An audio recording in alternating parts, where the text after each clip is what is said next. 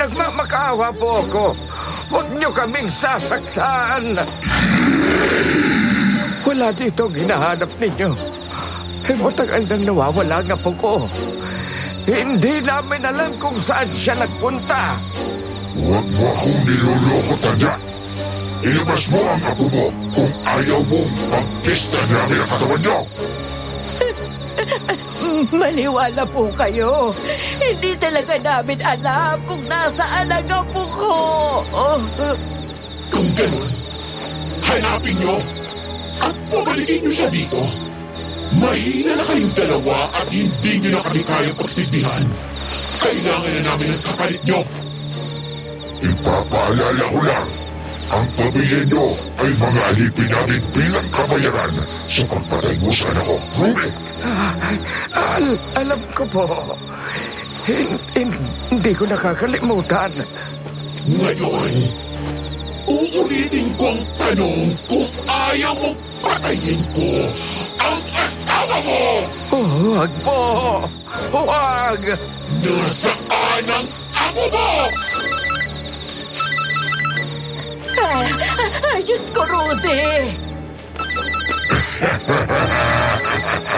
Sa mga punyo na tinatago mo sa amin, sagutin mo!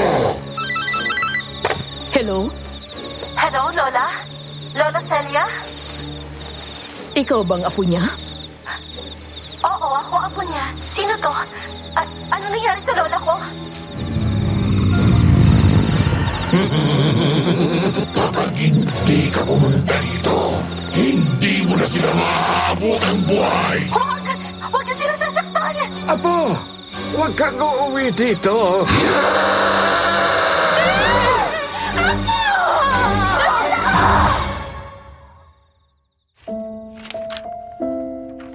Sa tuwing binabalikan ko ang bahaging yon ng aking buhay, hanggang ngayon ay hindi pa rin ako makapaniwala sa mga nangyari. Bahagi na lang ito ng aking nakaraan, pero sariwa pa ang lahat sa isip ko. 1:30 ng madaling araw ng Sabado, nang simulan ko ang liham na ito. Dear Aswang Diaries and Madam Venus, itago niyo na lang ako sa pangalan na Oliver. Ngayon po ay 33 years old na. Isa po akong vocalist ng isang banda na binubuo naming magkakaibigan. Meron din po akong sariling bar at sa ganitong propesyon ko rin nakilala si Eliana. Taong 2020, matapos parang huminto ang pag-ikot ng mundo nang mag-lockdown dahil sa pandemya. Maraming plano ang nasira, maraming buhay ang nawala, maraming gusali ang nagsara. Maraming negosyo ang nalugi at isa ako sa mga naapektuhan ng pagkalat ng COVID. Hindi ko akalain na hindi lang career at negosyo ko ang mawawala sa akin, pati na rin ang babaeng mahal ko. Hiniwalayan ako ni Eliana at umalis sa bahay na nabili namin. Mula noon ay naglaho na lang siya parang bula. Taong 2022, nang muling magbukas ang mga daan, dahil sa sobrang desperado, tumanggap kaming magkakaibigan ng gig sa isang piyesta sa isang liblib na bayan ng Leyte, kung saan kami nakaengkwentro ng aswang. Ako'y sa'yo, ikaw ay akin. Ganda mo sa paningin. Ako ngayon nag-iisa. Sana ay tabihan na. Sa ilalim ng puting ilaw, sa dilaw na buwan, pakinggan mo ang... Hoy! Tama na! Lalo lang nag-iimot itong pari natin eh. Kumakanta lang eh. Alam mo, buti na lang drummer ka.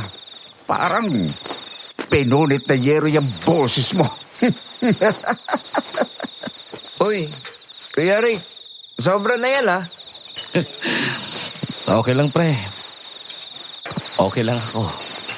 Ako nga, Oliver. Tigilan mo, ha? Kilala kita. Hindi ka okay. Hindi ka naging okay mula nang umalis si Eliana. Ngayon, hanggang ngayon ba, Kuya? Si Iliana pa rin? Ang daming babae dyan, no? Humanap ka na ng iba. Mas marami pa dyan, mas maganda at mas mabait sa kanya. Tama ka naman. Marami nga na masigit sa kanya dyan, pero hindi naman sila si Aliana. Kung hindi rin siya, wag na lang. Ay, naku, kuya. Ganun mo talaga siya kamahal? Sobra. Pero kuya, 2 taon na mula na maghiwalay kayo. Wala eh. Mahal ko pa rin talaga. Inom na natin yan, pre. Cheers! Tinungga ko ang laman ng bote pagkatapos ay humugot ng malalim na hininga. Nang mga panahon na yon ay hindi pa rin ako nakaka-move on mula nang iwan ako ni Eliana. Hindi ko rin maintindihan kung bakit sa kabila ng lahat ay siya pa rin ang mahal ko. Nagsimula ang lahat ng bumagsak ang kabuhayan namin. Dahil sa pandemic, nawalan ng gig at racket ang banda namin. Ang bar na pag-aari ko at regular na tinutugtugan namin ay napilitang magsara dahil sa lockdown. Kaya naman para makasurvive, nagtindi kami ng mga pagkain online. Okay naman kami ni Eliana. Hindi siya ang klase ng babae na maluho o mapaghanap. Kung anong meron ay kontento na siya basta magkasama kami. Hanggang isang araw ay bigla siyang nagbago. Palagi na lang siyang masungit at nagagalit. Dumating ang kinatatakutan ko, ang araw na nakipaghiwalay siya. Bumuntong hininga ako nang bumalik sa alaala ko ang gabing yon na dumurog sa puso ko. Nang gabing yon, pag uwi ko sa bahay, ay naabutan kong nag-iimpake na ng gamit si Eliana. Love? Love, nandito na ako. Natigilan ako nang lumabas si Eliana mula sa kwarto namin na may dalang maleta. Bago ang araw na yon, sa loob ng 1 buwan ay madalas na kaming magtalo. Mula sa maliit na bagay hanggang sa pinakamalaking issue.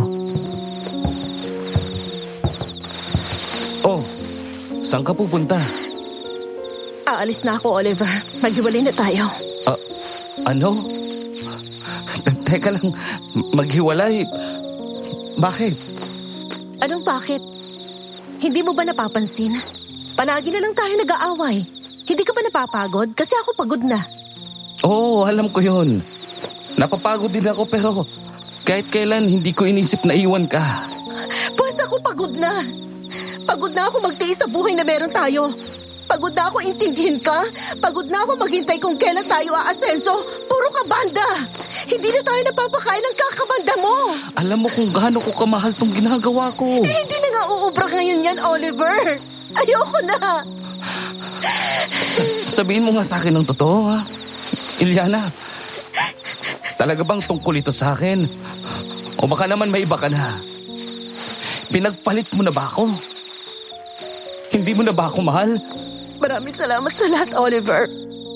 Pero hanggang dito na lang tayo. Eliana, sandali lang. Sandali lang, love. Huwag mo naman tong gawin sa akin. Huwag mo kong iwan. Please, ikaw na lang ang meron ako. Huwag mo naman gawin sa akin to. I'm sorry, Oliver. Pero kailangan ko nang umalis. Para sa'yo rin tong ginagawa ko. Eliana, sandali lang. Huwag mo kong iwan. Eliana! Eliana! Eliana! Mula ng gabing yon ay parang bulang naglaho si Eliana. Hindi ko na siya makontak kahit sa text o tawag. Hindi rin siya nag-online sa kahit saang social media account niya. Wala siya sa bahay ng mga kaibigan o katrabaho niya. Pinahid ko ang luha ko nang bumalik sa kasalukuyan ng isip ko. Parang kahapon lang nangyari ang lahat. Hanggang sa mga sandaling yon ay ramdam ko pa rin ang matinding sakit, bunga ng pagtalikod niya sa akin. Hindi ko rin alam kung bakit, pero kahit anong subok na gawin ko, makalimutan lang si Eliana. Hindi siya mawala sa isip ko. Mahal ko pa rin siya. Iinom natin yan, kuya. Cheers! Para sa martir ng taon! Sira ulo.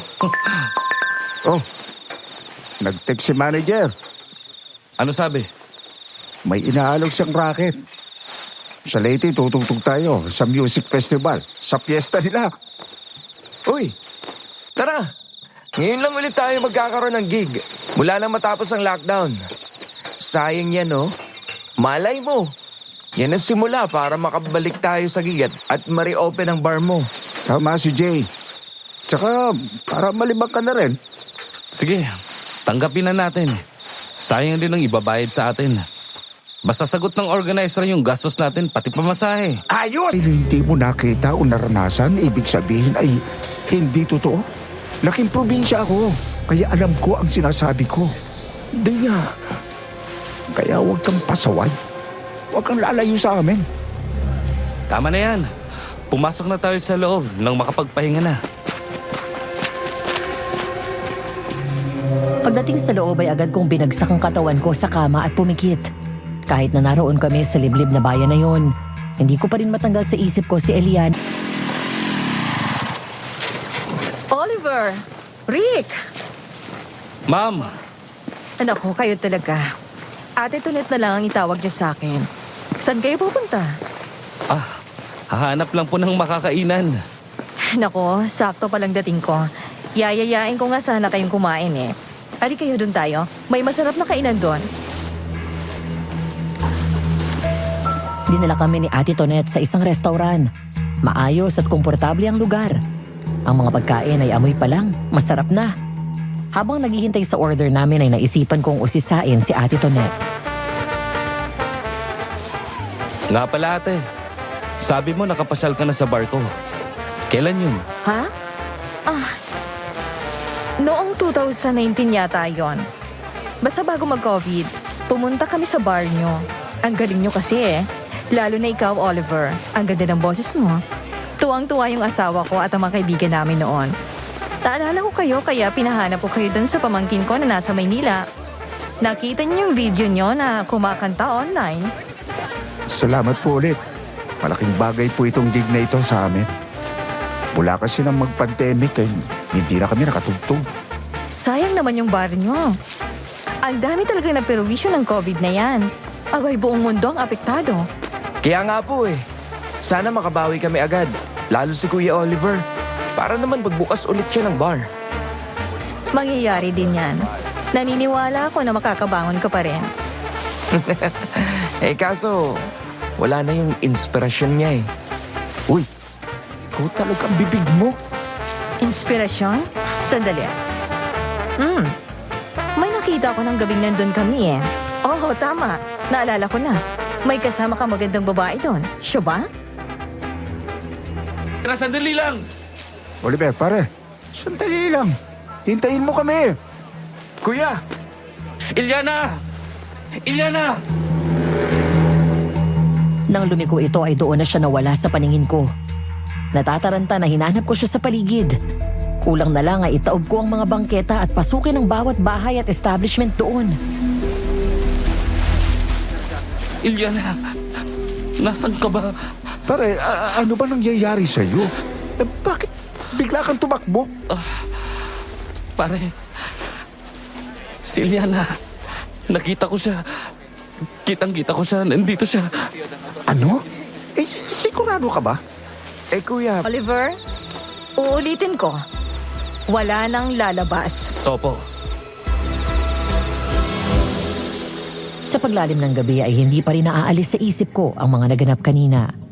Habang nakahiga ako sa kama, ay hawak ko ang phone ko at binuksan ang page ng social media account ni Eliana. Muli kong tinitigan ang kanyang magandang mukha habang inaalala ang nakita kong itsura nito. Ilang sandali pa ay lumingon ako kay Rick nang magsalita ito. Si Eliana ba talaga yun? Oo, walang duda. Pero parang may iba sa mukha niya. Paano ang iba? Maganda pa rin siya pero bumagsak ang katawan niya. Tapos ang lungkot ng mga mata niya. Ang dilim ng aura ng mukha niya. Hindi ko alam, parang may hindi tama eh. Anong balak mo ngayon? Kapag natapos ang gig natin, mauna na kayo ni Jay na bumalik ng Maynila. Magpapaiwan ako dito.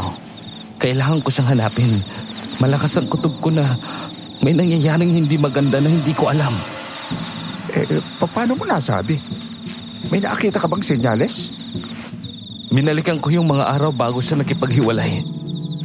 Sinabi lang niya na may tatawagan daw siya tapos mula nun, lagi na siyang wala sa sarili.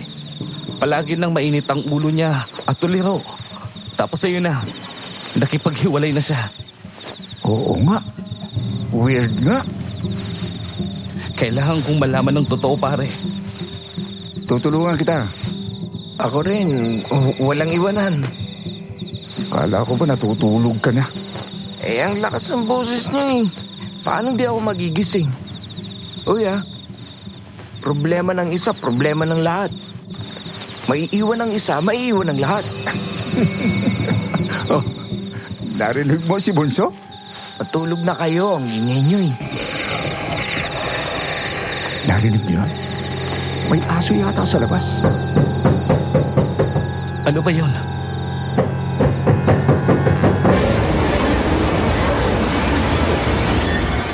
Napatayo na ako matapos marinig ang malakas na kalabog sa pinto. Agad akong naglakad at lumabas ng kwarto kasunod ang dalawang kaibigan ko. Ang tinutuluyan namin na yon ay dating residential house na ginawa lang hostel. Kaya paglabas namin ng kwarto ay may sala, kusina at banyo. May pinto rin papunta sa likod bahay na nakakandado at hindi nabubuksan. At doon nagmumula ang malakas na kalabog. Teka, lalabas ako. Wag, Bakit? hindi natin alam kung ano ang nasa labas. Gaya ng sinabi ko kanina. Nasa liblib na baryo tayo. Maraming sikreto na nakatago sa bawat masukal na gubat. Hindi pa bili ni Ma'am Tonet na huwag tayong lalabas. Ay, hala Kuya Rick! Ano yun? Ayun na naman siya. Anong gagawin natin? Dito lang kayo. Sinunod namin siya at nananatili lang kaming nakatayo sa gitna ng bahay. Pumunta sa kusina si Rick at nagalungkat sa mga cabinet doon hanggang sa may kinuha itong garapon na may laman na puting kung ano. Dumakot siya ng laman ng garapon sabay bukas ng bintana sa kusina at binato ang hawak sa gilid sa harap ng pinto. Eto, may asin. Sabi na. Hala Kuya! Nakakatakot! Ano yung sumigaw? Pare, anong nangyayari? May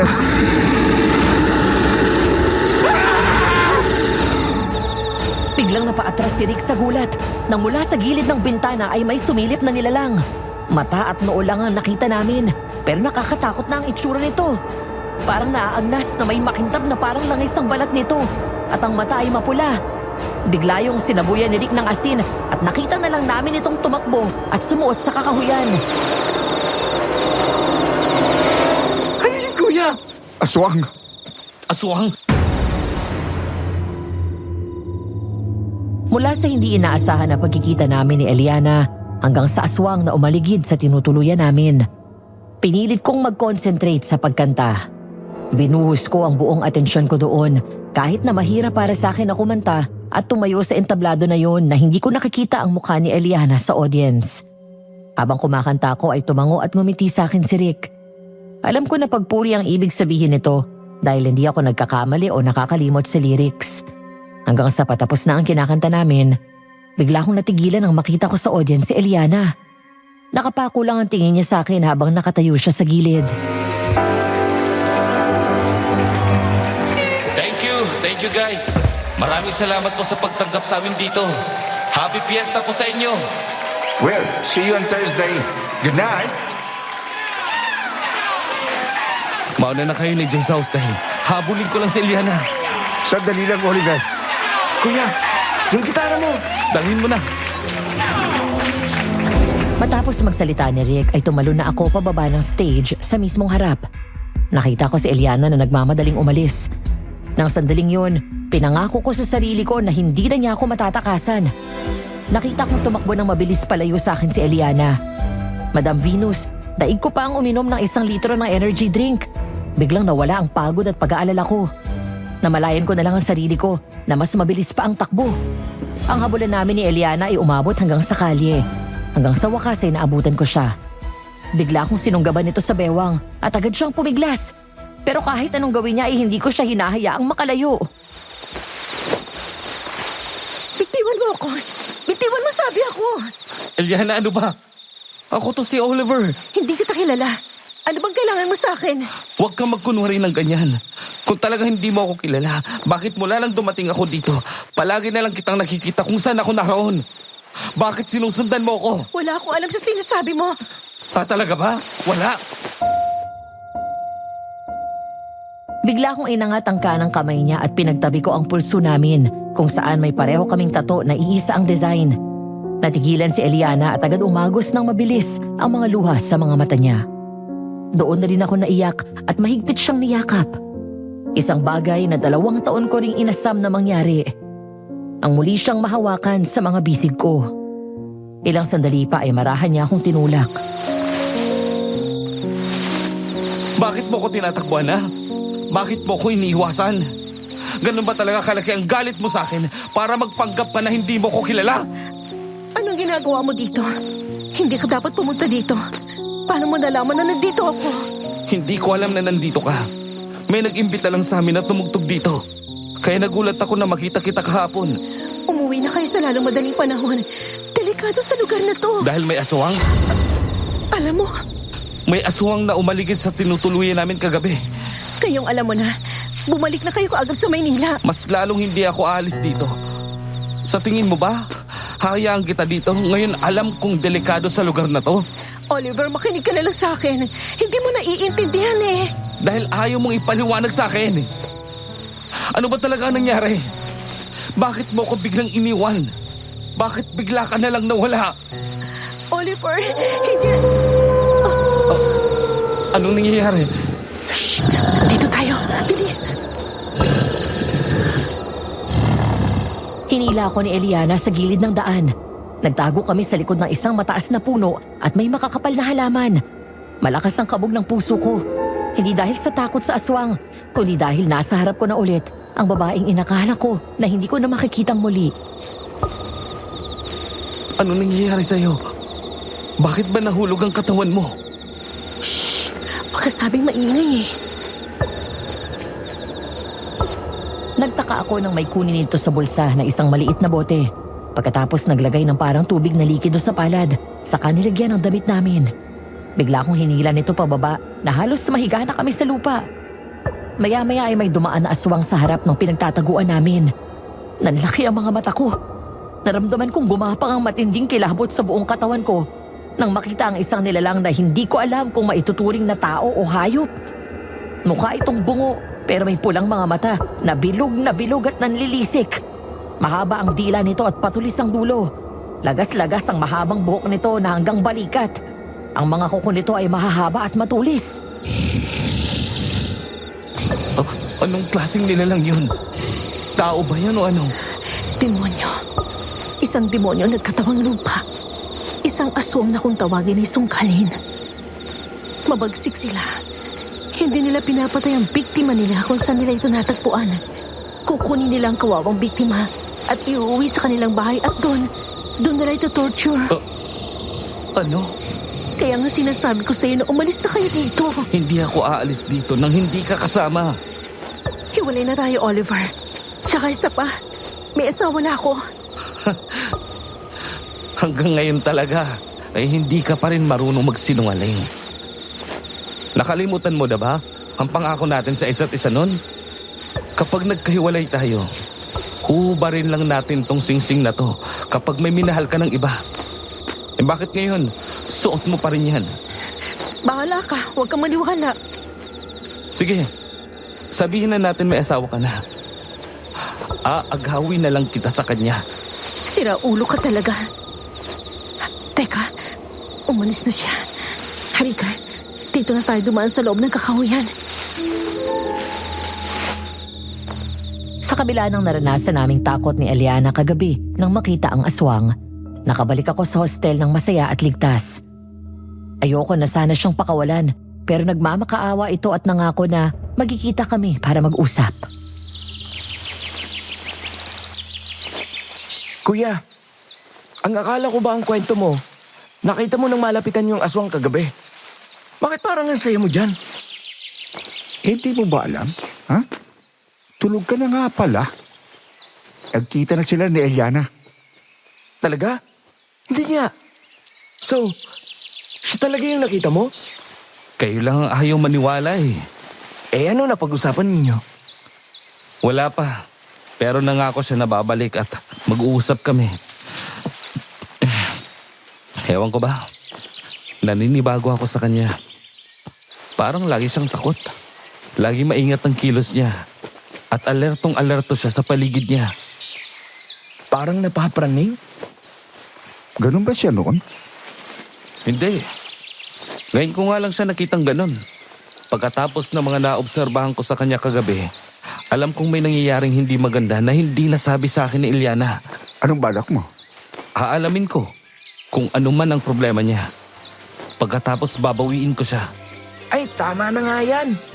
Halika na, kumain muna tayo bago pumunta sa rehearsal. Ayos din dito ah.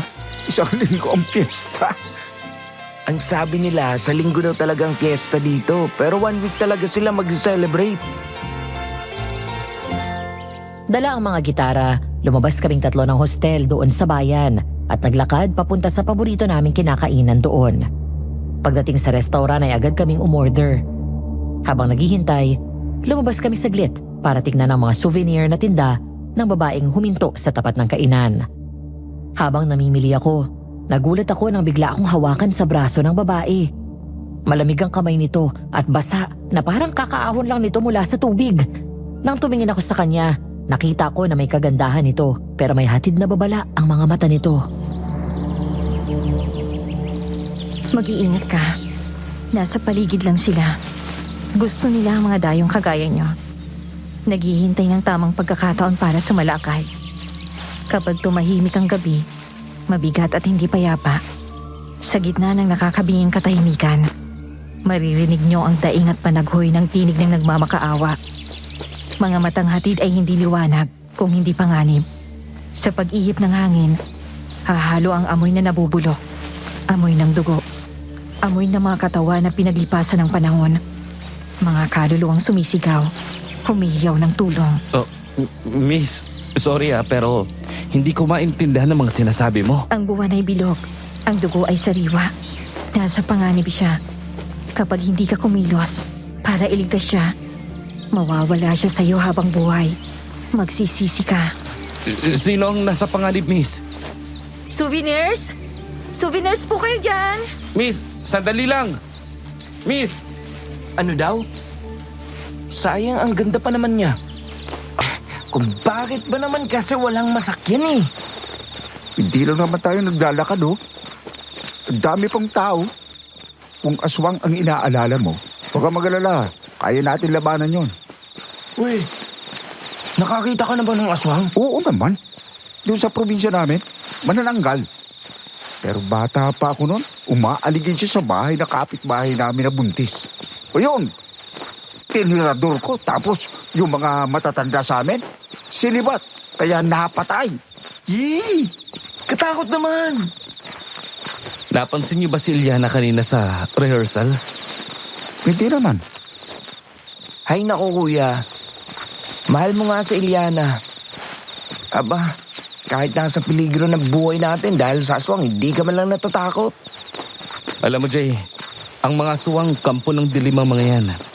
Ang takot ang nagbibigay sa kanila ng lakas. Natural lang makaramdam ng takot, pero huwag mong ipapakita at huwag na huwag kang magpapadala dahil baka yan pa ang magpapahamak sa'yo. Oo, naintindihan mo yon? Sabi ko nga, sa bagay, nandyan naman kayo eh. Nang lumiko kami sa kalye papasok kung saan naroon ang tinutuluyan namin, doon namin naramdaman ang kilabot. Bukod sa amin ay wala nang ibang naglalakad doon. Lalong nanindig ang mga balahibo ko sa katawan nang umihip ang malamig na hangin. Kasunod nito ay narinig namin ang isang pamilyar na tunog na parang umaangil na hayop. Mag-ingat kayo. Nararamdaman ko siya sa paligid. Ano? Ang alin ang nararamdaman mo? Kuya naman eh. Nandito ang aswang. Hey, kuya, huwag naman kayo manakot. Ah! Kuya! Aswang! Mabilis na nagtago sa likod namin si Jay. Nang mula sa makapal na mga halaman ay biglang lumabas ang aswang at humarang sa daan namin. Kahit ako man, Madam Venus, Takot na takot ng sandaling yun. Parang kaharap ko ang demonyo. Nararamdaman kong nangihina ang mga tuhod ko at gusto kong kumaripas ng takbo palayo. Pero gaya nga ng sinabi ko kay Jay kanina, ang takot ang nagbibigay ng lakas at tapang sa mga aswang. Kaya sa kabila ng lahat, pilit akong nagpakatatag at hindi nagpakita ng kahinaan. Mga kuya! Anong gagawin natin? Atras! Sinunod namin ang sinabi nito. Nang makakita ako ng mahabang kahoy sa gilid ng daan, dinampot ko yun sakaling sumugod ito. Habang umahakbang paatras, ay bigla kaming natigilan nang may isa pang aswang na lumabas.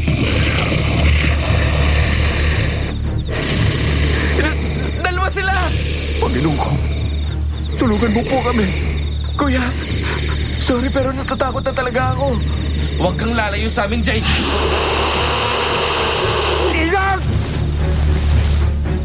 Nang sumugod na sabay ang aswang, bigla kaming nagpulasan. Tumakbo kami ni Rick sa magkahiwalay na direksyon, habang ako naman ay hila sa t-shirt ni Jay. Matapos yun ay agad ko siyang tinulak palayo. Umuwi ka sa hostel, bilis! Kumuha ka ng asin. Oo, kuya. Sumama kayo sa amin. At saka magugustuhan nyo ang makikita nyo. Wala akong pakialam.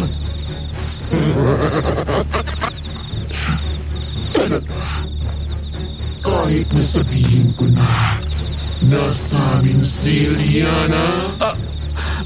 Si Iliana? Paano niyo siya nakilala? Bakit hindi ka sumama sa amin nang malaman mo? Huwag kang makinig sa kanya, Oliver.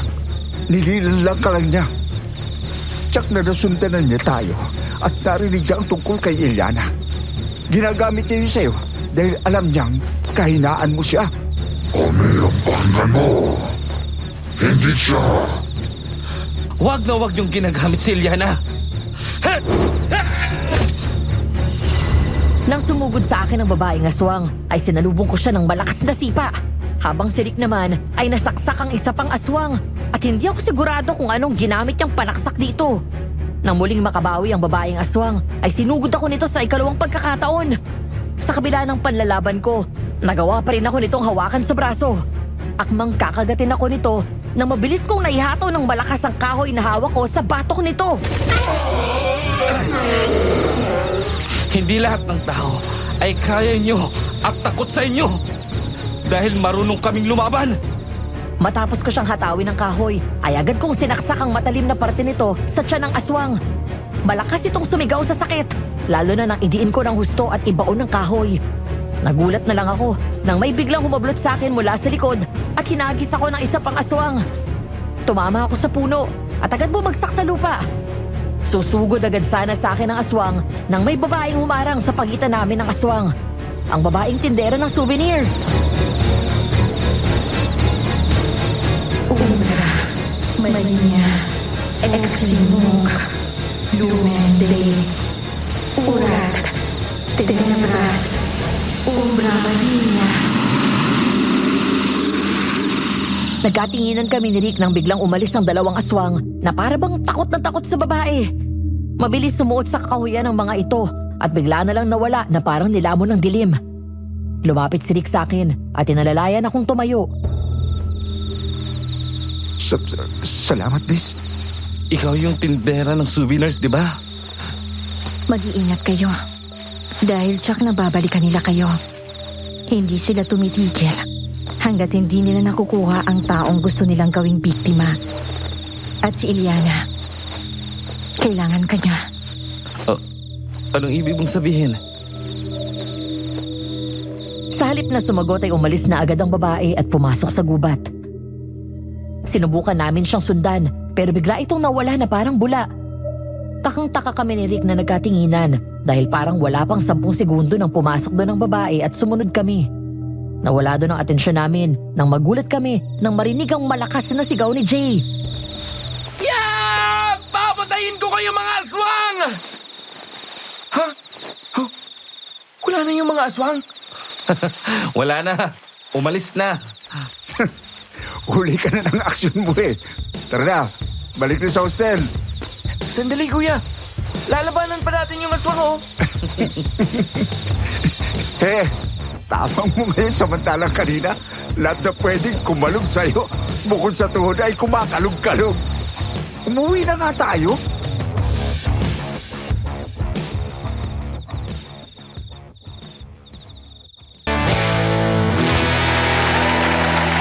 Ang galing! Maraming salamat, ate. Kung hindi dahil sa inyo, hindi kami makakabalik sa stage. Wala yon.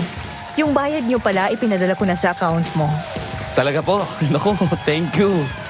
Yes, paldo na naman. Anong balak niyo? Hali kayo, doon tayo mag-usap sa bandaron.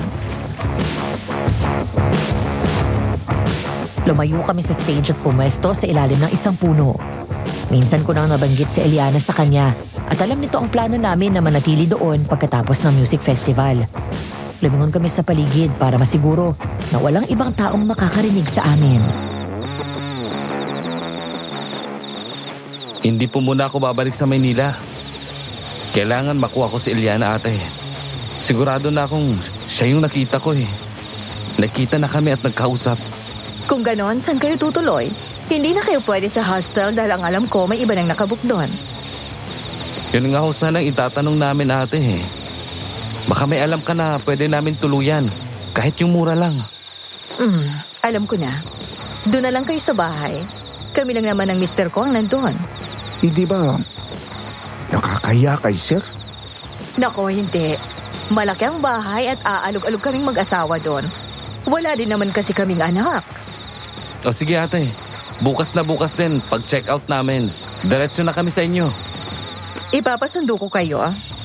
Ate, nakita na namin. Ang alin? Ang mga aswang, dalawa sila. Sinalaki nila kami kagabi. Yun bang dahilan kaya sinasabi mo na hanggat maaari, huwag kaming magpaabot ng dilim sa labas? Oo. Hindi sila gaya ng ibang aswang na talamak kung pumatay. Lalabas sila at sasalakay sa kanilang biktima at dun papatayin tsaka iiwan ang kanilang bangkay. Ang mga aswang na namiminsala dito ay tinatawag na sungkalin. Ibig sabihin ay nagbubungkal. Dahil para nilang binubungkal ang katawan ng mga taong nakukuha nila. Ang paborito nilang kunin ay ang mga dayo sa bayan na ito. Ayon sa naging piping saksi noon, isang mangangaso, nakita niya na kinukuha ng mga aswang ang kanilang biktima, dinadala sa bahay. Doon pinapahiga sa mesa at kinakatay. Hindi na nakita pang katawan ng biktima pagkatapos doon. Hindi nahanap ang aswang? Mahirap tukuyin kung sino ang aswang dahil sa umaga ang itsura nila ay gaya natin. Mukhang mga ordinaryong tao. Pero pagsapit ng gabi, lalo na tuwing kabilugan ng buwan, nagiging halimaw sila. Kaya hindi mo basta malalaman na aswang na palang kausap mo. Nakakatakot naman. Rick, Jay, mauna na kayong umuwi sa Maynila. Baka mamaya mapahamak pa kayo dito. Hindi yan. Alam ko kung paano lumaban sa aswang. Tsaka, sino ba ang duwag dito? Uy, hindi ako Tsaka kuya, nangako kami di ba? Sasamahan ka namin. Ilang sandali pa ay nagulat kami nang biglang lumapit si Eliana. Seryoso ang mukha nito at ang kilos niya ay parang denumero at ingat na ingat. Panay ang lingon niya sa likod kaya hindi ako basta nagsalita. Napansin ko na tumingin ng matagal sa isa't isa si Eliana at Ate Tonet. Sige na, Oliver. Mauna na akong umuwi. Narito naman ang asawa ko. Siya nang bahala dito at ibang staff ng barangay. Sige po, ingat. Eliana, napasyal ka yata dito. Gabi na. Pwede ko ba kayo imbitahan? Saan? Sa bahay? Sige. Pagdating dun sa bahay, kahit anong makita nyo, marinig, maamoy. Huwag kayong kikilos na hindi nila magugustuhan. Sagutin nyo lang ng maayos ang tanong nila. Wala ko yung ibang gagawin kung hindi sundin ang sasabihin ko. Basta magtiwala lang kayo sa akin. Teka lang, Eliana. Ano bang nangyayari? Mamaya ako na sasagutin lahat ng tanong mo. Naiintindihan niyo ba ako? Oo. Sumunod kayo sa akin. Mula Town Plaza ay naglakad kami ng mga higit 15 minuto. Dumaan kami sa loob ng kakahuyan at habang binabagtas namin ang lugar na yon ay hindi mawala ang kaba sa dibdib ko at paggapang ng kilabot sa buong katawan ko. Hindi ko magawang magtanong dahil na rin sa bili ni Eliana. Ilang sandali pa, sa wakas ay nakarating na rin kami sa isang bahay. 2 palapag yun. Malaki at halatang may kaya ang may-ari. Bago buksan ang gate ay lumingon muna sa amin si Eliana at sumenyas na wag maingay. Pagpasok namin sa loob ay sinalubong kami ng mabangong amoy ng bulaklak ng puno ng ilang-ilang. Pasok kayo. Sandali. Kaninong bahay ito? Ang ingay mo. Aray, kuya naman eh. Masakit yun. Huwag na daw magtalong eh. Ang kulit mo talaga. Sorry, nakalimot lang. Nang buksan ni Eliana ang main door ng bahay, ay sinalubong na naman kami ng mabangong amoy ng bahay. Hindi lang yun, napansin ko rin na may mga diffuser. 2 sa sala at meron din sa dining area. Hindi ako nagpahalata, ngunit nagtaka ako dahil ingat ang kilos ni Eliana sa loob. Naabutan din namin sa loob ang 2 may edad na mag-asawa. Nang lumingon sila sa amin, ay bahagyang kumunot ang noo ko. Matapang ang pukol ng kanilang tingin sa amin kahit na nakangiti ang mga ito. Ma'am, sir, nandito na po sila. Mabuti. Tuloy kayo mga iho. Magandang gabi po. Halika. Maupo kayo dito. Ako palang amo ni Eliana. Amo? Clarang pangalan ko at ito naman si Luis, ang asawa ko.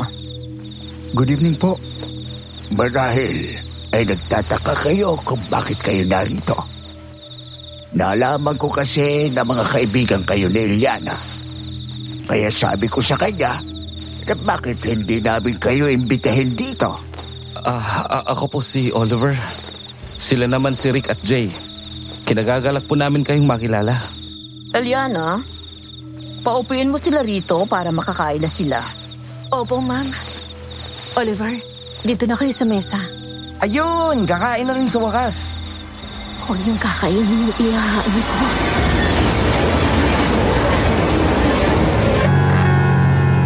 Nagkatinginan lang kaming 3 at kaya nang napag-usapan, hindi kami sumagot.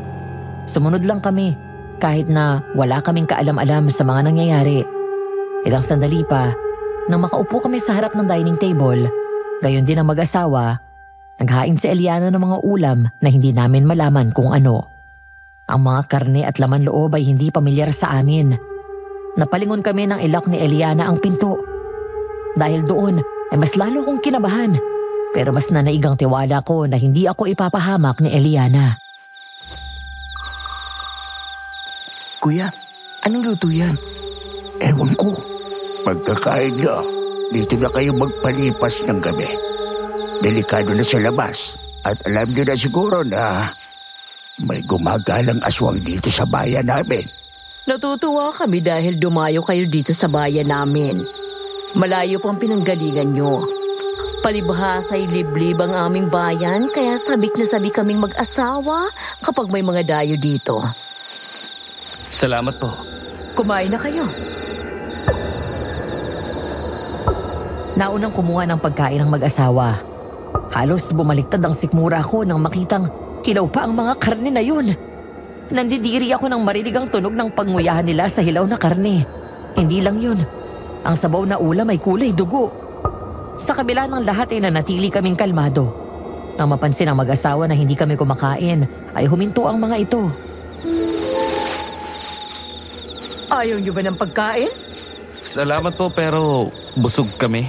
Ang ayoko sa lahat ay napapahiya ako, iho. Kaya kumain na kayo. Ma'am, mawalang galang na po pero totoo po na busog pa sila. Kitang-kita ko kung paano biglang tumalim ang tingin ni Clara nang lumingon kay Eliana. Nagulat ako nang biglang sunggaban ng babae si Eliana sa leeg. Sa isang iglap ay nagbago ang itsura ng kamay nito. Katulad ng kamay ng mga aswang na sumalakay sa amin. Hindi matangayo ko sa lahat. O yung kinukontrang natin sinasabi ko. Kapag sinabi kong kakain sila, kakain sila. Ma'am, di ako makahinga. Eliana, Kalma, pre. Kalma. Alalahanin mong binili ni Eliana kanina. Mariin kong kinuyom ang kamao ko at pigil ng galit na nanatili lang akong nakaupo doon. Maya-maya ay binitawan ni Clara si Eliana. Pagkatapos ito tumayo si Luis at lumapit sa kanya, sabay sipa ng malakas sa tiyan nito. Hanggang ngayon ba? Hindi ka pa rin natututo? Alipin ka lang dito. Wala kang karapatang sumali sa usapan namin. Naintindihan mo? Ang trabaho mo ay sundin ang lahat ng sinasabi namin. Opo, pasensya na po. ano ba talagang ginagawa namin dito? Bakit niyo kami pinapunta?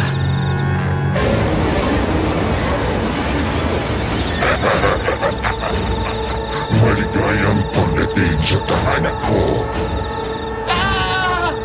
Hindi ba? Sinabi ko na sa inyo rin na ito si Eliana. Pero hindi kayo naniwala.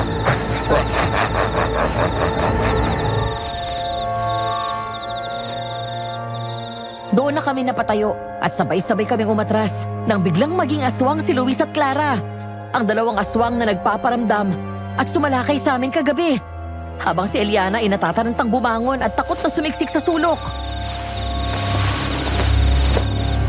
Hindi na kayo magkakaalis pa dito.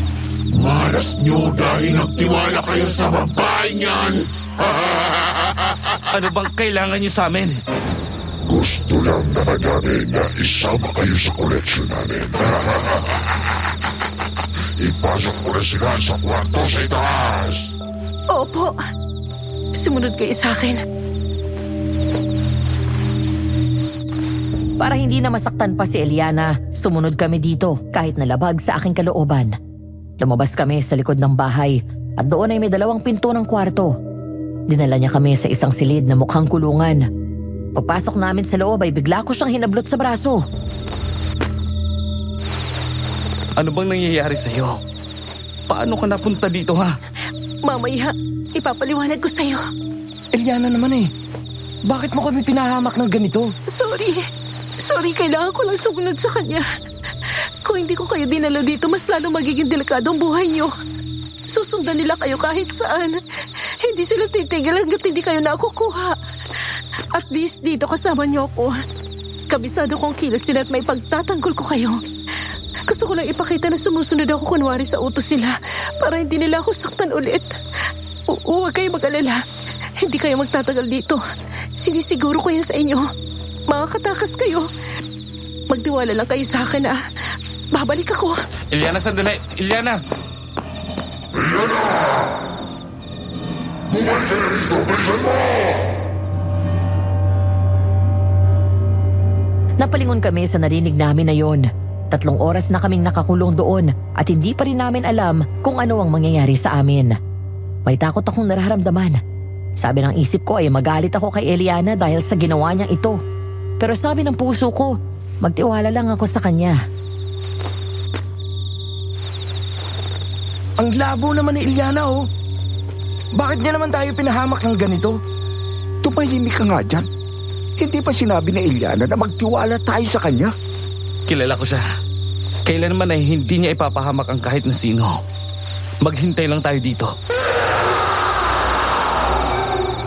May lalaking sumigaw. Mukhang dito sa kabilang kwarto galing. Tsaka, tingnan mo pare, puro kahoy ang pader. Di ba sa labas, gawa sa simento? Nang muli naming marinig ang sigaw ng lalaki at malakas na kalabog na yon, dinikit namin ang tenga sa pader na gawa lang sa kahoy na sira-sira at may mga butas. Tama si Rick. Nang humawak ako sa pader na naghihiwalay sa kwartong kinaroroon na namin at sa kabila, doon ko lang napagtanto na gawa sa medyo makapal na plywood yun. Umikot ako sa buong silid. Puro plywood din ang buong paligid. Hanggang sa lumingon ako kay Jay nang magsalita ito. Kuya, tingnan mo. May butas yung pader oh. Silipin ko nga. Doon galing sa kabila yung sigaw. Oh. Ha? Ayoko na dito. Eliana! Ilabas mo kami dito! Hoy! Kumalma ka nga dyan. Ano pa nangyayari sa'yo? Tingnan ninyo! Sumilip kayo! Iliana! Gusto ko na umuwi! Nang sumilip si Rick, nagtaka ako nang bigla itong umatras at natakpan ng mariin ang bibig sa gulat. Nang ako naman ang sumilip, biglang namilog ang mga mata ko sa nasaksihan ko. Kasabay nito ay muling nanindig ang mga balahibo ko sa katawan at parang nanlaki ang ulo ko. Dahil naroon sa kabilang kwarto ang tila isang torture room. May mahabang stainless na mesa sa gitna kung saan nakahiga ang isang lalaki. Buhay ito pero mahigpit na nakatali ang mga paa at kamay kaya hindi siya makakilos. Ang mukha nito ay takot na takot habang umiiyak. Pagkatapos ay tinatahi ni Clara gamit ang malaking karayom at makapal na sinulid ang bibig nito. Diyos ko. Ilabas niyo kami dito! Tulong! Ayoko ba mamatay? Tumigil ka na, Jay. Ano ba? Nakita mo ang ginawa nila kay Eliana. Sumusunod lang din siya. Kumalma ka nga. Lalo tayong mapapahamak sa ginagawa mo eh. Ang akala ko ay doon na natatapos ang hilakbot na nararanasan namin.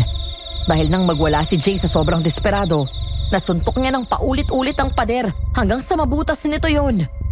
Biglang natigilan si Jay nang makita na bukod dun sa plywood na yon ay may pader pa na gawa sa semento. Ang mas weird pa, Madam Venus, may espasyo sa pagitan ng pader na semento at kahoy. Lumapit kami doon at tulong-tulong kaming sinira yon hanggang sa...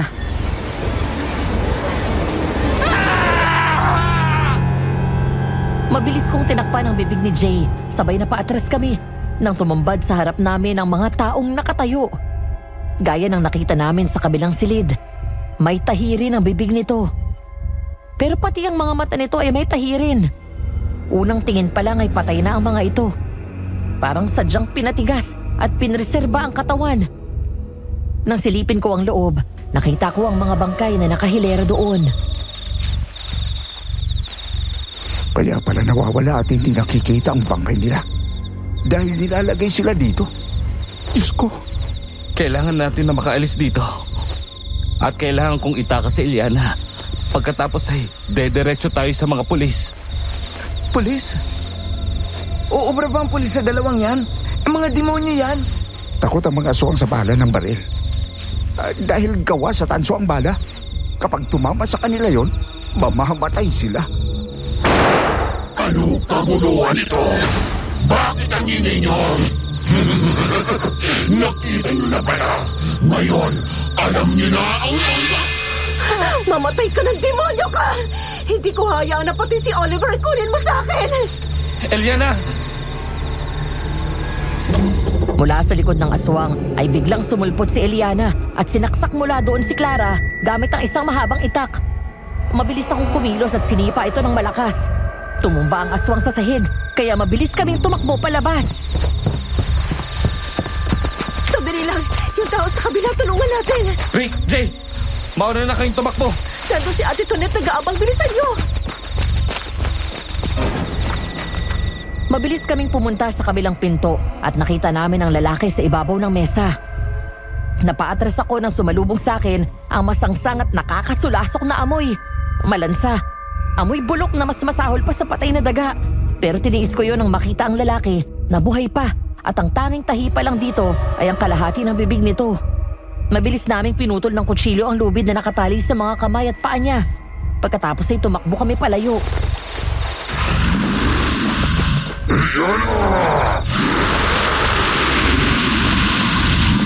Bumalik ka rito! Nandiyan na sila! Bilis! Tumakbo kami ng mabilis hanggang sa makalabas kami ng bakuran. Nang lumingon ako, nakita kong hinahabol na kami ng isa pang aswang. At sa di kalayuan ay naroon at naghihintay na ang sasakyan ni Ate Tonet. Eliana, bilis! Takbo! Nang malapit na kami ay nagsimula na ring umandar yun hanggang sa tuluyan kaming nakalapit at agad tumalon sa loob ng sasakyan. Saka yun pinasibad ng driver. Hingal na lumingon ako at nakita ko na pilit kaming hinahabol ng aswang hanggang sa hindi na kami naabutan nito. Ang mabuti pa'y magpahinga na muna kayo habang naghahanda ng pagkain ng kasambay ko. Ang sabi nga pala ng mga pulis, sila nang bahala doon sa na-rescue niyong bakasyonista. Sila nang nagdala sa kanya sa ospital. Maraming salamat po ulit. Kuya, paano yung mga gamit natin sa hostel? Kukunin natin bukas na bukas din. Ate Tonet, kailangan kong bumalik doon. Ano? Naririnig mo ba ang sinasabi mo?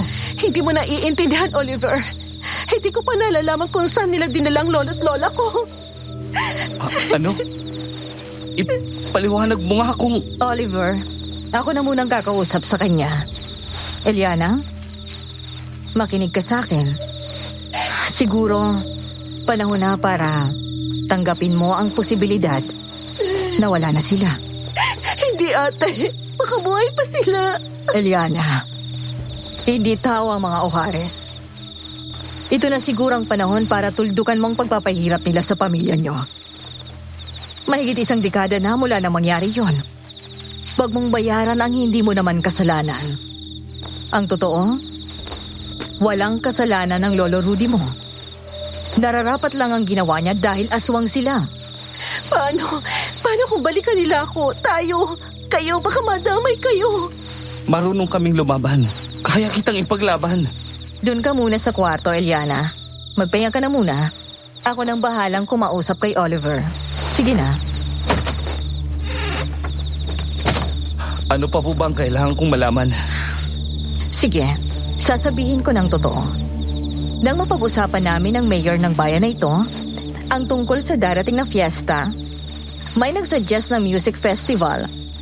Bigla kong naalala ang banda nyo. Oliver, matagal ko ng kaibigan ng pamilya ni na Eliana. Kaya mula nang dumating siya dito, palagi na kami nagkakausap ng lihim. Palagi kanyang naikikwento sa akin. Pinakita niyang picture mo at lagi niyang pinapanood ang mga videos mo. All this time, hindi niya pala ako nakalimutan. Hindi kahit kailan. Mula nang dumating siya dito at magsimulang maging alipin ng pamilyang Ohares, ang mga videos mo lamang ang nakakapagpangiti sa kanya. Kaya nang may nagsuggest na music festival, pumayag ako agad-agad at naisip ko na baka matulungan mo si Eliana na makalaya sa impyernong buhay na kinasasadlakan niya ngayon. Sinadya kong tawagan ka at imbitahin. Magaling kayo at hanga din ako sa galing nyo bilang banda. Alam ko na makakaramdam ng pag-asa si Eliana kapag nakita ka niya. Yung nangyari kanina, plano niyo ba talaga to? Oo. Sinabihan daw siya na mag-asawang aswang na dalhin kayo doon. Ako nagsabi na sundin niya ang sinabi ng dalawa para lang ipakita na sumusunod siya para hindi rin siya masaktan.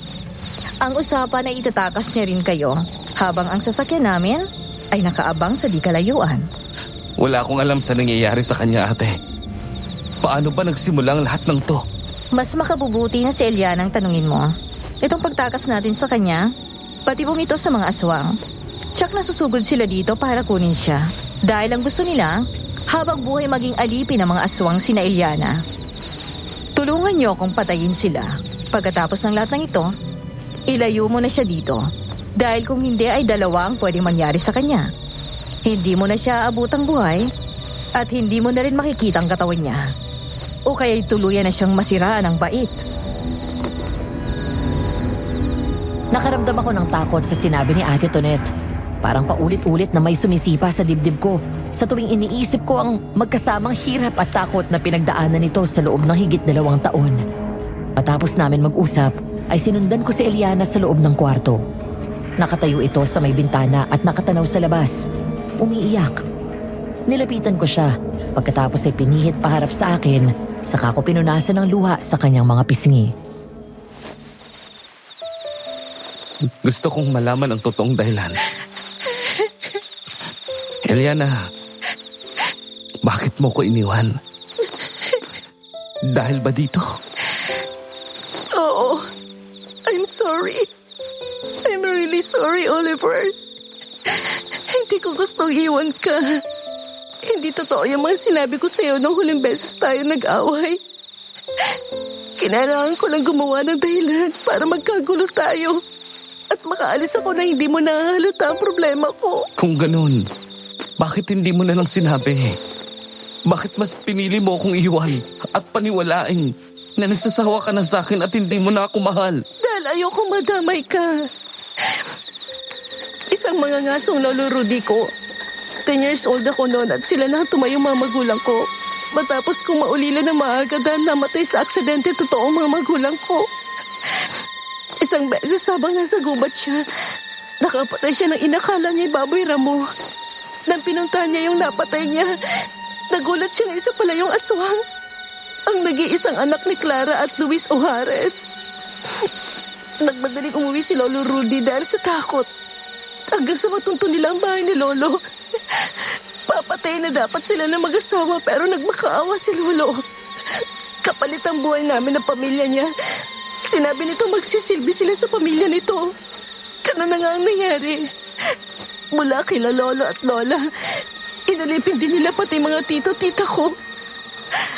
Hanggang isang gabi, pinatay ng mag-asawa ang dalawa sa anak ni Lolo. Dahil sa takot na mangyari sa akin yun, pinatakas ni Lolo kami magpipinsan at ang iba pang kamag-anak namin. Lumuwas kami sa Maynila. At doon ako nadirahan sa piling ng pinsan ng nanay ko. Mula nang tumawag ka sa lolo at lola mo ng gabing yun, nagsimula ka nang magbago. Sila ba yun?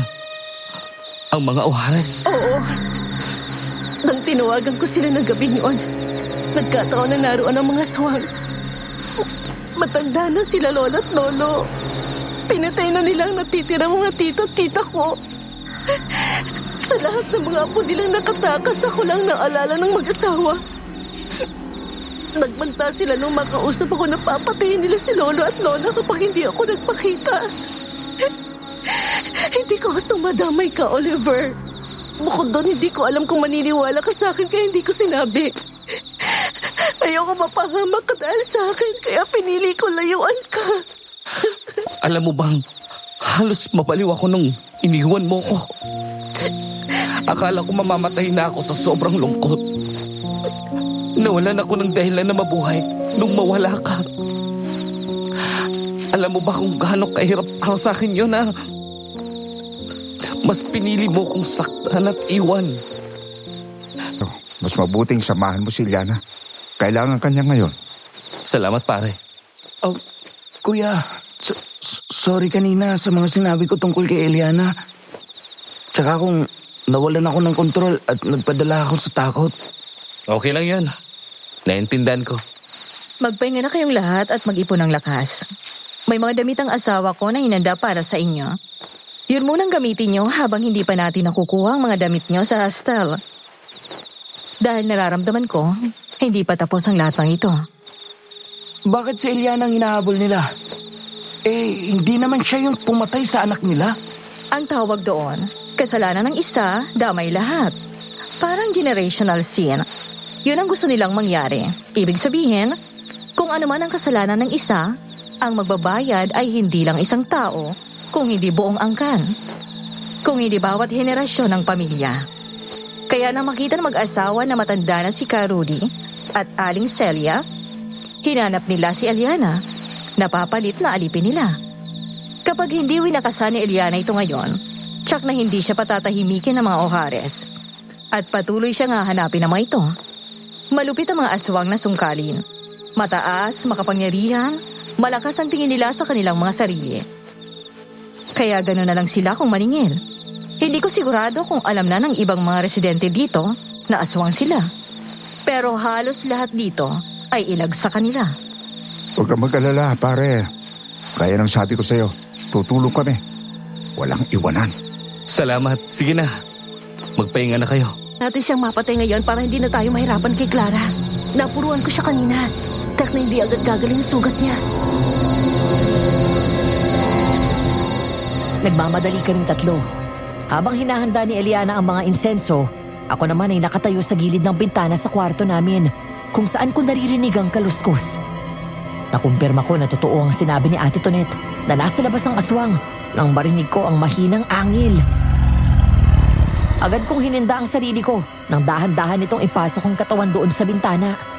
Nang sumungaw ang ulo nito, doon ko siya pinalo ng malakas ng hawak kong shotgun.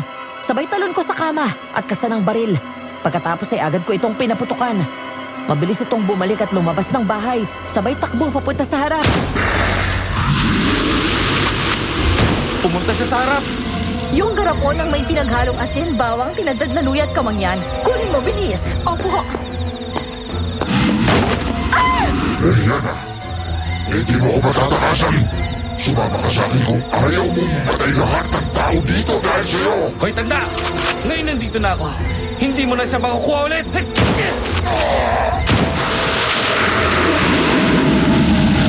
Halos lumipad ang aswang nang tamaan ko ito sa balikat. Mabilis akong kumilos at agad hinarang ang sarili nang mabilis itong makabawi.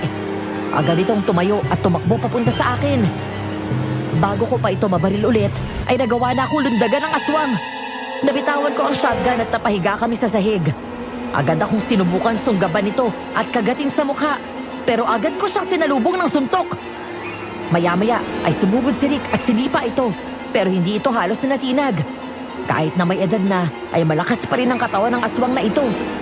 Nablot nito sa damit si Rick at hinagis. Mabuti na lang at nasalo siya ng sofa. Oliver! Hoy, aswang! Bitawan mo siya! Ako ang kailangan mo, di ba? Ang bayaran mo ang ginawa mo sa asawa ko. Bayan! Sobra-sobra na naging kabayaran ng buong angkan ko! Inubos mo buong pamilya ko! Papatayin kita! Lumayo sa akin ang aswang at tumayo. Agad ko siyang sinipa palayo at nagmamadaling tumakbo. Akma itong susugod sa amin nang agad kong kunin mula kay Eliana ang shotgun. Hindi na ituloy ng aswang ang balak niya matapos itong matigilan at noon lang napansin ang nakapaligid dito. Walang iba kung hindi 5 insenso ang nasa sahig at nakapalipot dito na nilagay ni Eliana paikot sa amin habang nagpapambuno kami. Bukod sa amoy ng kamangyan, nilagyan din yun ni Eliana ng asupre, bawang at dahon ng alagaw, mga sangkap na kinatatakutan ng aswang. Nang batuhin ng 2 babae ang aswang ng asin mula sa garapon, nagwala ito at pilit kaming inaabot. Pero hindi magawang makalagpas man lang ng aswang dahil na rin sa usok at amoy na nagmumula sa insenso na pinakaayaw ng mga ito at nagsisilbing harang para hindi na ito makatakas. Kapag nakalabas ko ito, papatayin kita at wala akong ititira kahit na konti sa katawan mo. Para sa mga pagpapahirap nyo kay Eliana!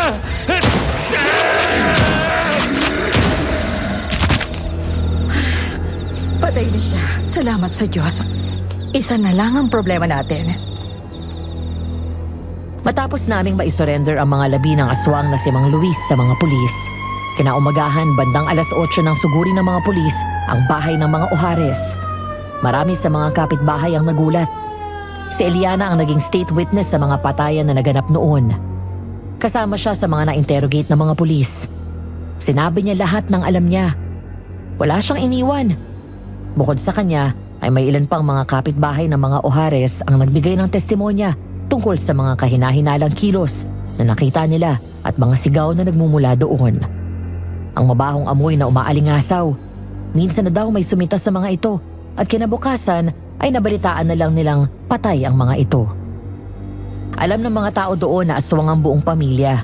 Ngunit gaya ni Eliana, hindi nila magawang magsumbong dahil sa takot na balikan sila ng mga aswang at patayin. Eliana, sa tingin ko, kailangan mong makita to. Nahanap na sila, Lola. Nang tumakbo kami sa likod bahay, natigilan si Eliana nang makilala ang 2 bangkay ng matanda na nilabas mula sa silid kung saan kami kinulong. Nang sumilip ako sa loob, natakpan ko ang bibig ko sa gulat. Dahil sa likod ng mga plywood na pader doon, nakatayo ang mga bangkay ng kanyang biktima na pinatigas sa tinayo doon. May tahi ang mga mata at bibig, maging ang tiyan na winakwak ng mga aswang ay tinahi ng kulay itim na makapal na sinulid. Lumalabas na sadyang nilagay ang mga plywood doon at pipinturahan ng puti para maitago ang mga bangkay. Sa kabilang silid naman na nagsisilbing torture chamber ng mag-asawa, natagpuan ang mga lubid, kadena, iba't ibang klase ng hugis at haba ng mga patalim. May martilyo pa, chainsaw, lagari na lahat ay may bahid ng dugo at laman ng tao. Mula sa sahig, pader at maging sa kisame may mga dugo. Halos masuka ang mga pulis nang makita ang dalawang malaking drum ng mga iba't ibang parte ng katawan ng tao. At wala akong salitang magamit para mailarawan kung gaano katindi ang mga krimen na naganap sa bahay na yun. Hanggang sa biglang umiyak ng malakas si Eliana matapos matuklasan na ang mga hinahanap niya ay matagal na palang patay. Lumapit ako sa kanya at niyakap siya ng mahigpit.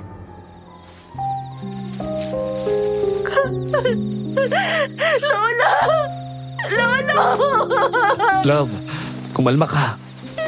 Hindi mo sila pwedeng hawakan. Lolo! Sorry po! Sorry na huli ako ng dating! Sorry wala ako nagawa! Sorry dahil natakot din ako! Sorry po! Sorry! Tama na, tama na. Wala na sila, Lolo! Umasa ako na buhay pa sila, kaya nagtiis ako tagpakalipin sa mga Juarez! Mga demonyo! Wala akong sinabi, Madam Venus. Hinayaan ko lang si Eliana na umiyak at ilabas ang lahat ng tinatago niyang pighati sa loob ng 2 taon. Pinaramdam ko na naroon ako at hindi siya nag-iisa, na hindi siya kailanman mag-iisa. Bukod sa 2 silid na yon, ay may mga nakuha pang parte ng katawan ng tao sa refrigerator. Nakita rin ng mga pulis na may kadena at kandado ang kwarto kung saan natutulog si Eliana. Kinakandado niya ang sarili niya sa loob ng kwarto para hindi siya pasukin ng mga ito at patayin. Nang matapos ang interrogation at nang madala na sa morgue ang mga bangkay, madali namin inuwi si Eliana sa bahay ni Ate Tonet at pinainom ng tsaa na may pampatulog para mapahinga ito ng husto. Kumusta na si Eliana? Nakatulog na ng maayos. Ay, terrible talaga. Mas matindi pa pala ang sikretong tinatago ng bahay na yon sa inaasahan ko. Hindi ko maiisip kung gaano kalaking trauma ito para kay Eliana. Isipin mo, tumira ka sa bahay ng aswang. Gabi-gabi nakikita mo kung paano nila katay ng mga biktima nila. Gabi-gabi nasa peligro din ang kanyang buhay. Nagkukwento siya noon, pero hindi niya dinidetalye sa akin. Natatakot siya. Sa pagbalik namin ng Maynila, kukonsulta kagad ako sa isang professional psychiatrist. Hindi naman matatapos ang lahat kapag namatay ng aswang. Mas matindi ang magiging epekto nito sa kanyang mental health. Huwag mo siyang iiwan, Oliver. Kailangan ka niya ngayon. Hindi mo na kailangan sabihin yan, ate.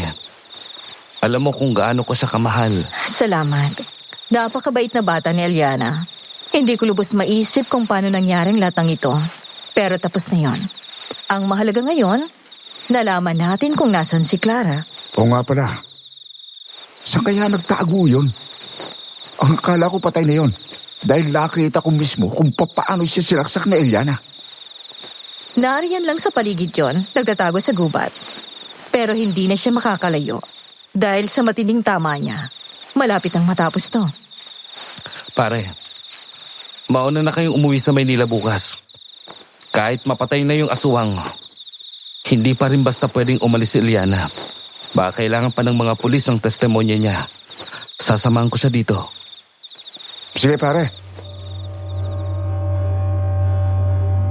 Lumipas ang ilang araw, hindi na nagpakita sa amin si Clara. Hinala namin ay patay na ito at baka inabutan ng kamatayan sa gubat dahil na rin sa malalang tama nito. Nakauwi na rin ng Maynila si Rick at Jay. Kami naman ni Eliana ay nanatili pa rin sa bahay ni Ate Tonet habang ongoing ang investigasyon ng mga pulis. May mga gabing binabangungot siya at nagigising na takot at umiiyak. Samantala ng gabing iyon, ngumiti ako kay Eliana. Pagkatapos ay masuyo ko siyang hinalikan sa labi at niyakap habang magkatabi kami sa kama. Love, kumusta na yung bahay natin? Ayun, medyo magulo na mula nang umalis ka. Naglilinis at nag-ayos naman ako.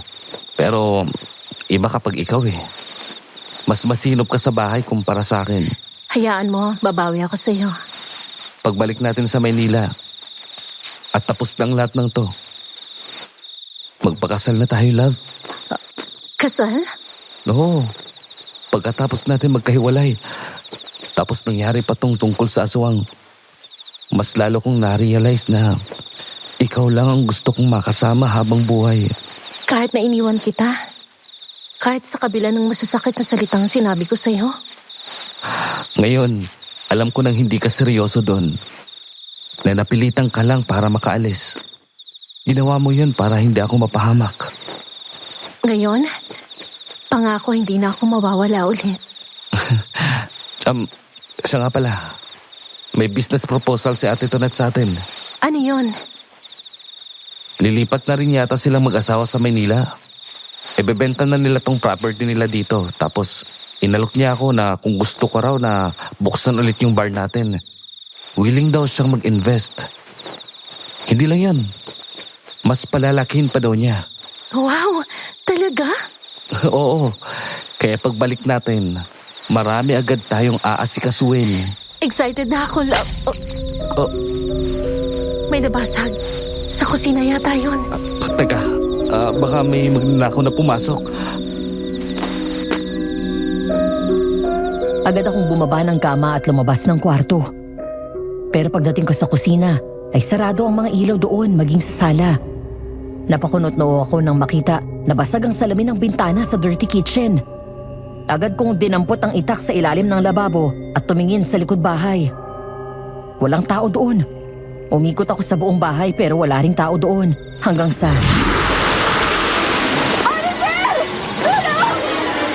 Eliana! Eliana! Mabilis akong tumakbo pabalik ng kwarto at saktong pagpasok ko sa pinto, nakita ko na lang na may humablot kay Eliana mula sa labas habang nakatayo ito sa tapat ng bintana.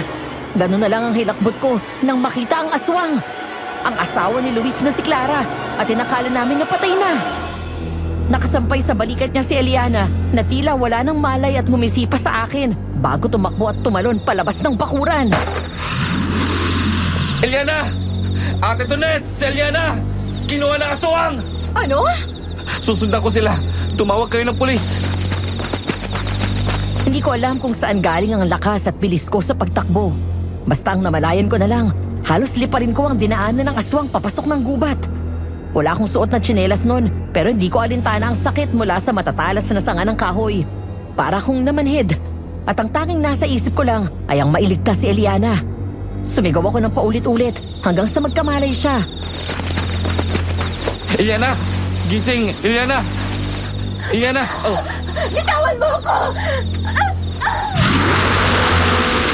Nagpumiglas ng husto si Eliana at tinusok niya ng daliri ang mata ng aswang kaya nabitawan siya nito. Akma siyang tatakbo palapit sa akin nang mahablot ng aswang ang buhok niya. Saka siya mahigpit na hinawakan sa baba. Ang nakaya mo siguro, napatay mo na ako. Kinailangan kong magtago para magpagaling at magpalakas. Ngayon, oras na ng paniningil. Buhay mo, kapalit ng buhay ng asawa ko. Mula sa lolo mo hanggang sa'yo. Kayo ang pumatay sa pamilya ko! Kumpara sa pag-ubos niyo sa pamilya ko, kulang pa ang buhay niyo dalawa bilang kabayaran! Walang iya ka! Magbabayad ka! Matagal na akong bayad! At isusunod kita sa asawa mo sa impyerno! Clara! Bitawan mo si Eliana! Wala siyang kasalanan sa pagkamatay ng anak mo! Ang lolo niya ang nagkasala sa'yo at pinatay mo na rin siya! At ako ang parusahan mo dahil ako ang pumaril sa asawa mo! Ang kasalanan ng isa, kasalanan din ang buong angkan. Ganyan kaming maningil sa mga taong may malaking pagkakautang sa amin. Oo, paswang ako, pero ina rin ako gaya ng mga normal na tao. Nagkamali si Rudy rin sa lingin niya ang supling ko. Kung ano man ang naging kasalanan ni Lolo, pinagsisisihan niya yon. Pero hindi na ako papayag na maging alipin niyo. Ang pagkakamali lang namin ng pamilya ko. Nagpadaig kami sa takot sa inyo. Naging mahinang pananampalataya namin sa Diyos. At hinihingi ko yun ng kapatawaran. Tama na! Tumigil ka! Nagkatinginan kami ni Oliver sa naging reaksyon ni Clara nang banggitin ko ang Diyos. Parang agad nagkaintindihan ang mga isip namin at halos sabay kaming umusal ng dasal. Our Father in heaven, hallowed be your name. Your kingdom come, your will be done on earth as it is in heaven.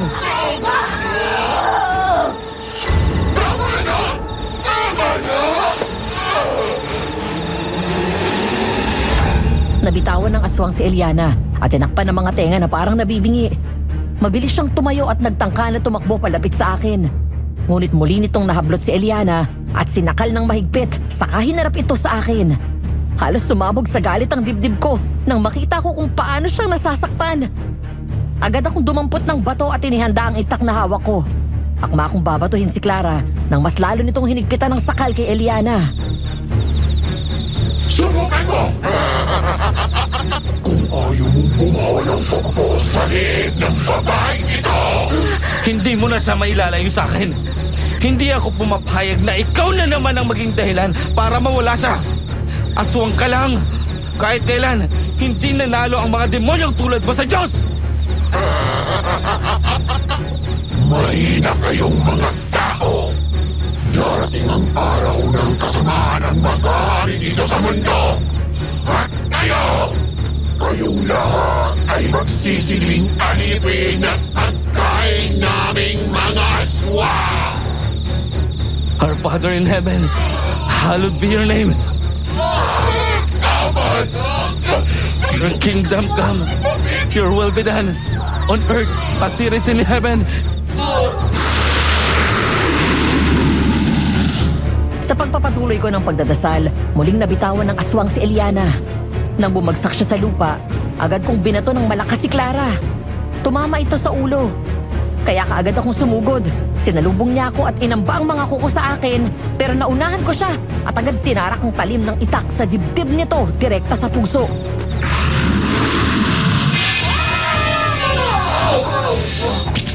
Binaon ko ng husto ang itak hanggang tumagos ang dulo nito sa likod.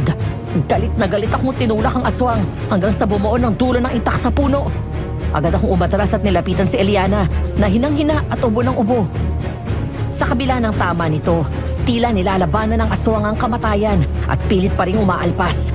Hanggang sa magulat ako nang may biglang babaeng dumating. Ang tindera ng souvenir na nagbigay ng babala sa akin noong unang araw namin dito. Nakita ko ang takot sa mukha ng aswang nang makita ito at sumigaw. Lumayo ka sa akin, babae! Umbra, Maligna, Exino, Lumen Dei, Pura Tenebras, Umbra Maligna. Buhay ang kapalit sa mga buhay na inutang. Sa dagat ng apoy, matitikman mo ang walang hanggang pigate. Tapos ng paghahari ng takot sa bayan ito. Wala nang aswang na mamiminsala. Patay na ang huling miyembro ng pamilyang Ohares. Mila? Malaya ka na, Eliana. Wala nang pamilya ng aswang na umaalipin sa inyo ng matagal na panahon. Umalis ka sa bayan na to. At huwag nang bumalik pa dito. Ang mga bangungot na dala ng bayan na ito sa'yo ay hindi mo na dapat balikan pa. Oliver, Eliana, nandito na mga pulis. Oh, Mila, narito ka pala. Dinasalan niya ang aswang. Wala na si Clara. Patay na ang huling miyembro ng mga Ohares. Mila, bakit ngayon ka lang nagpakita? May mga bagay na tinakda at hindi ko maaaring saklawan. Ang mga nangyayari sa buhay natin ay may dahilan. Mga bagay na kailangan nating pagdaanan upang tayo may matutunan. Mamaya, bago magtakip silim, samahan mo ko. Paligiran natin ng insenso ang bahay ng mga Ohares para maitaboy ang masamang espiritu sa bahay na yon at para na rin sa ikatatahimik ng mga kaluluwa ng kanilang mga biktima. Sige. Halika na, Eliana. Umuwi na tayo.